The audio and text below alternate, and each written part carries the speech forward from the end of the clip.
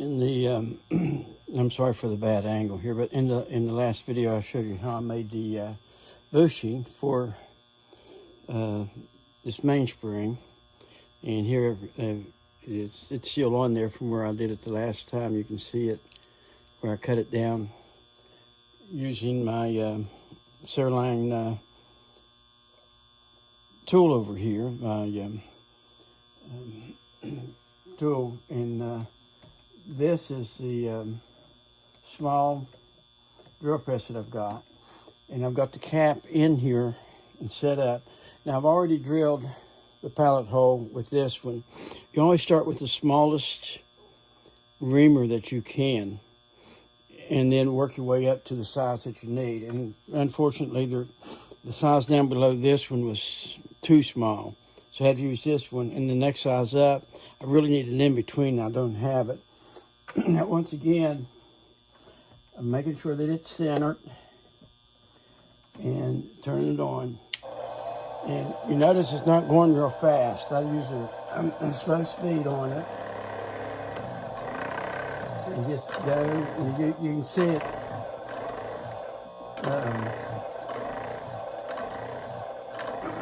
It makes the blade stop because it's going so slow.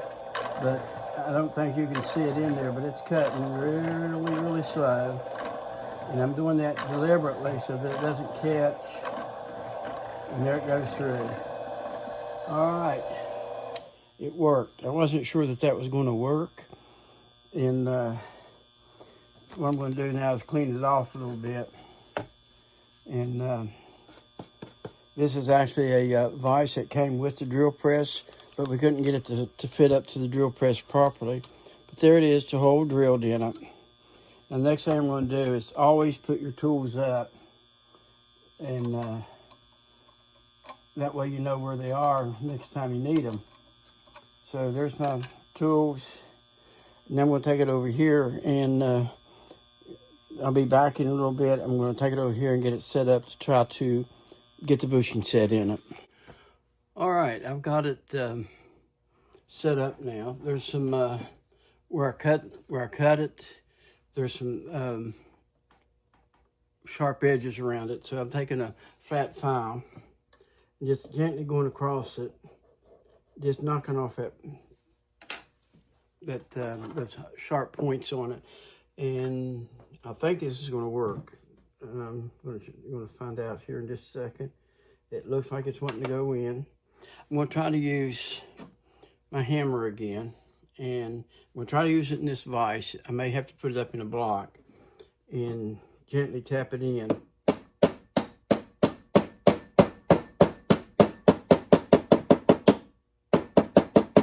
Now I tapped it down. What you want to do is you want to get it flat in there. Now it's flat on this side. I'm going to check the other side now. Just take it out of here. And it's a little high on this side, but I don't think that's going to hurt it any. I'm going to clean it just a little bit.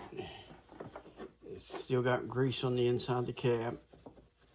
I haven't cleaned it yet. And let me look at this and just make sure how much room I've got. I think I've got enough room on top that I can actually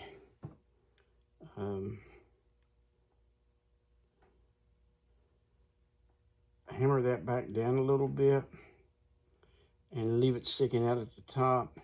I don't think I have a cutting tool that will fit it. Well, I do. I have a cutting tool that will fit it. So let's see if I can't set that up and use my other hand bushing tool and see if I can't cut that down just a little bit so that it's flat. I want it to be flat against the frame here so that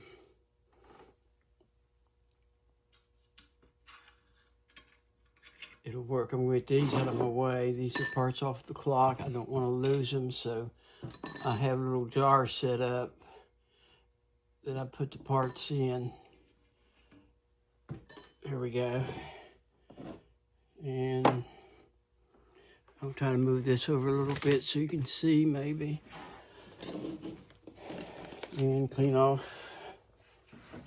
I'm sorry for the mess, but I'm working on 2 or 3 clocks at one time. Bring that over now. And there you go, you can see it now.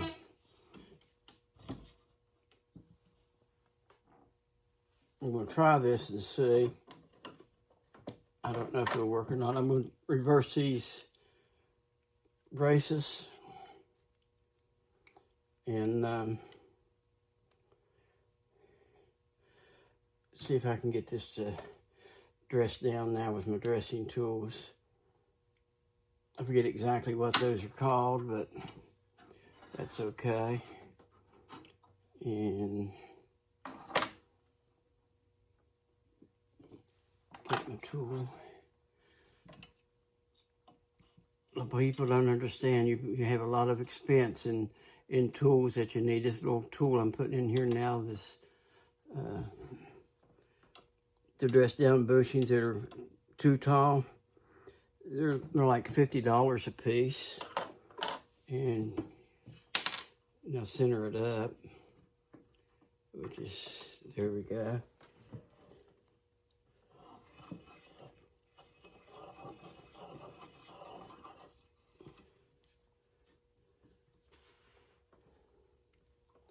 Oh yeah, it's cutting it.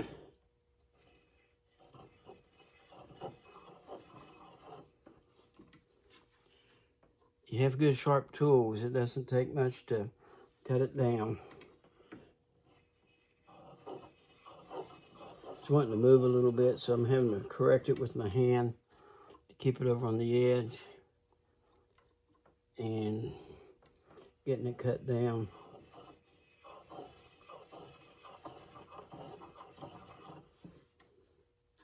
There we go. Good. And now I've got that cap completely bushinged.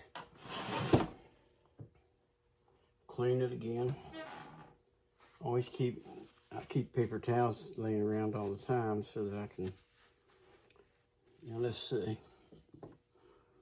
Proof, they say proof is in the pudding, so.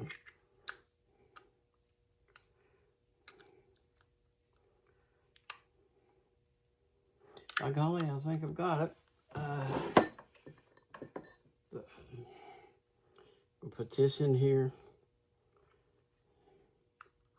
This is the arbor. Oh yeah, I don't know that y'all can see it, and it's got a little bit of shake in it. That's what I want.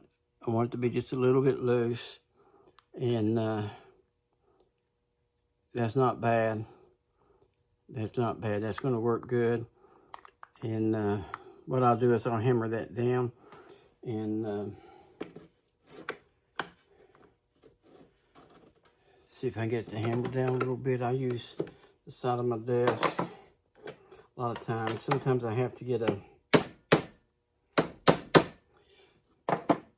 block and put on it. Give it some support. There we go.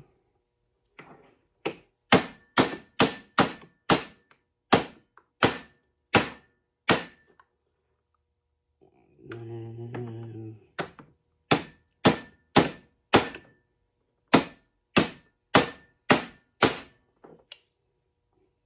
sometimes they're hard to get on. They just friction set on, but there we go. Got the cap on now. Put my arbor in. There we go. Arbor's in it. I don't know if you can see it or not. I don't worry about the up and down shake. There's got enough room in there that it's shaking. I've just repaired that mainspring barrel on a clock I can't get parts for.